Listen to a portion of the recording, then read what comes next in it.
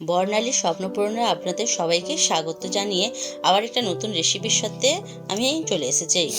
তো আজকের রেসিপিটা হচ্ছে মশলাদার কাঁকড়া, ঘরোয়া পদ্ধতিতে মশলাদার কাঁকড়ার রেসিপি। আর কাঁকড়ার রেসিপি বা চিংড়ি মাছের রেসিপি এগুলো তো একটু স্পাইসি হয়, আর মশলাদার হবেই, কিছু করার নেই। কেন, এইগুলোই এমনই জিনিসের খাওয়া দাওয়া আর কি। তো কাঁকড়াটা আমি প্রথমে কিন্তু বেছে নিয়েছি, নিয়ে ধুয়ে নিয়েছিলাম। নিয়ে কিছু লেবুর রস বা ভিনিগার মাখিয়ে রেখে দেবেন। আমি লেবুর রস মাখিয়ে নুন মাখিয়ে রেখে দিয়েছিলাম, সেটা আর আপনাদের সাথে দেখানো হয়নি, সেই জন্য আমি মুখে আপনাদের বলে দিলাম। তো মেখে রেখে দিয়েছিলাম, তা থেকে যে জলটা বেরিয়েছিল সেটা আমি ফেলে দিয়েছি। এবারে হলুদ পরিমাণ মতন আমি মাখিয়ে নিলাম, দিয়ে কড়াতে তেল দিয়ে দিলাম। এবারে কড়াতে তেল দিয়ে দেওয়ার অল্প পরিমাণেই তেল দিলাম প্রথমে, যাতে কাঁকড়াগুলো প্রথমে ভেজে নেব আমি। আর কাঁকড়া থেকে যে পরিমাণে ঘিটা বেরিয়েছে সেটা কিন্তু আমি আলাদা বাটিতে ধুয়ে পরিষ্কার করে রেখে দিয়েছি। সেটা কিন্তু কাঁকড়ার সাথে আমি দেবো না, কেন কাঁকড়ার সাথে ভাজতে গেলে সেই ঘিটা আর কিছু থাকবে না, চুঁয়ে যাবে। সেই জন্য আমি বাটিতে আলাদা করে রেখেছি। এবারে কাঁকড়াগুলোকে আলতু আলতু করে ভালো করে আমি ভেজে নেবো।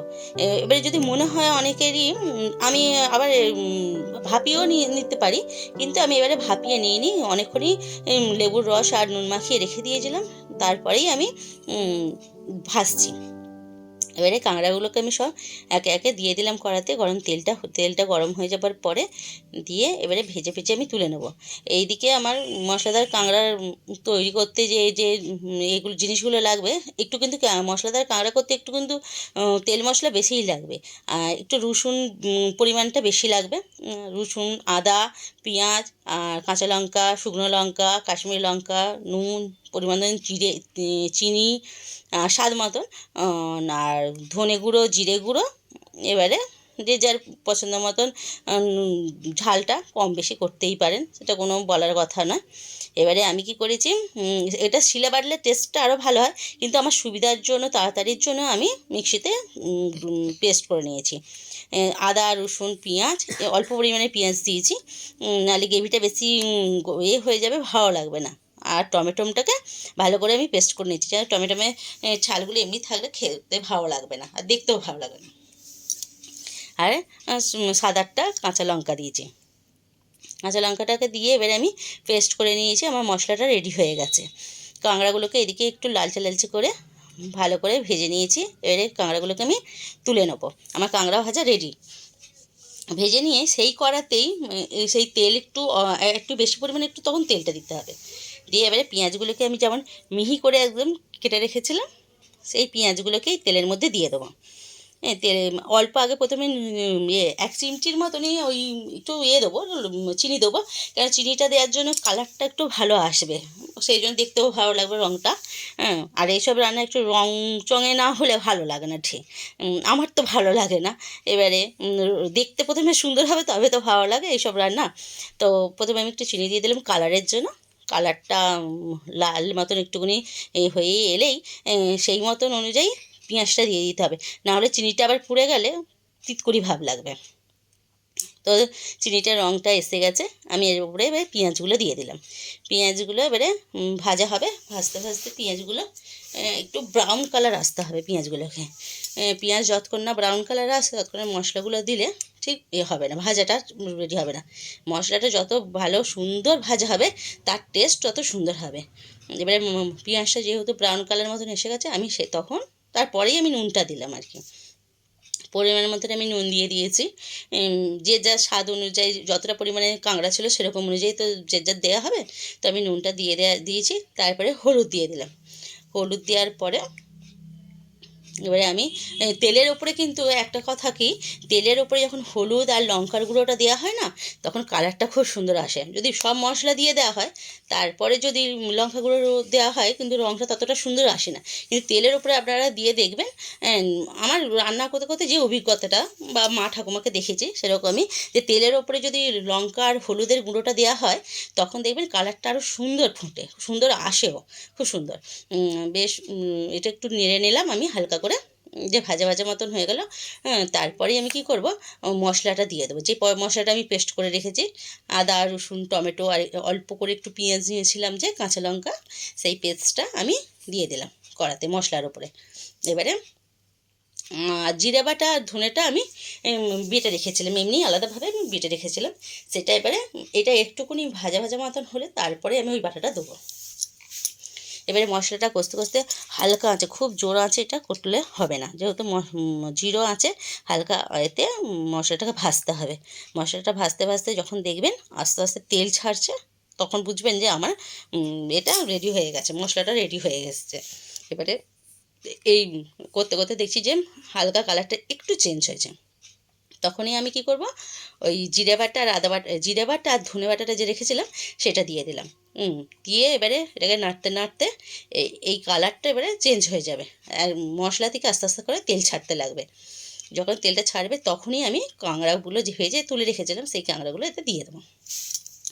এই মশলাদার কাঁকড়া দিয়ে শুকনো শুকনো ভাত খেতে অপূর্ব স্বাদ লাগে।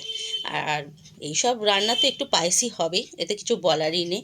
তো এই সচরাচর তো সবসময় সারা সপ্তাহের মধ্যে সবাই এখন ব্যস্ত, তো সবাই এখন প্রতিদিনই তো রিচ খাওয়া খুব একটা হয় না, কিন্তু মাঝে মধ্যে একদিন দুদিন খেলে নিয়মের বাইরে গেলে কিছু এমন হবে না শরীরে। তো চলুন আবার দেখা যাক আমি কি করলাম, কাশ্মীরি লঙ্কার গুঁড়ো দিয়ে দিলাম, আর পরিমাণ মতন স্বাদটাকে ব্যালেন্স রাখার জন্য একটু অল্প আমি চিনি দিলাম, যাতে ঝাল টক মিষ্টি এটা বেশ ভালো লাগে কাঁকড়ার ঝালটায়। তো আমি দিয়ে দিলাম, দিয়ে এবারে কী করলাম, যে বাটা মশলাটা ছিল, ঘিটা ছিল আমার, সেই ঘিটাকে দিয়ে দিলাম এবারে মশলায়। কেন আগে থেকে আমি মশলায় কিন্তু ঘিটা দিইনি, বললাম না কাঁকড়ার যে ঘিটা আমি বের করে রেখেছিলাম সেই ঘিটা কিন্তু আগে থেকে দিইনি। কেন ঘিটা যদি আমি প্রপার তেলের উপরে দিতাম তাহলে ঘিটা আমার মানে চুঁয়ে যেত, সেই জন্য মশলার উপরে দিলাম, ঘিটা নষ্ট হবে না, এবারে ভাজা ভাজাও হয়ে যাবে, কোনো গন্ধও ছাড়বে না। কেন আমি তার আগে লেবুর রস অল্প করে মাখিয়ে রেখেছিলাম, আর লেবুর রস মাখিয়ে রাখলে কিন্তু আঁশটা গন্ধ কোনো রকম থাকে না। এবারে মশলা যে ধোয়া জলটা ছিল সেই মশলা বাটিতে রেখেছিলাম ধুয়ে, সেই জলটা আমি দিয়ে দিলাম। এবারে মা ঠাকুমারা কিন্তু আগেকার দিনে বলতো যে শিল ধোয়া জল যত রান্নায় দেওয়া হবে তত নাকি রান্নার টেস্ট বাড়ে। তো এখন তো আর শিল নোড়ার সময় হয়ে ওঠে না, কিন্তু ওই ধনে জিরেটা আমি শিলে বেটেছিলাম তারই শিল ধোয়া জলটা রেখে দিয়েছিলাম, সেই জলটাই আমি দিয়ে দিলাম মশলার উপরে। তো দিয়ে দেওয়ার পরে এবারে দেখুন তেল ছেড়ে এসেছে মশলাটা, তার মানে আমার রেডি হয়ে গেছে।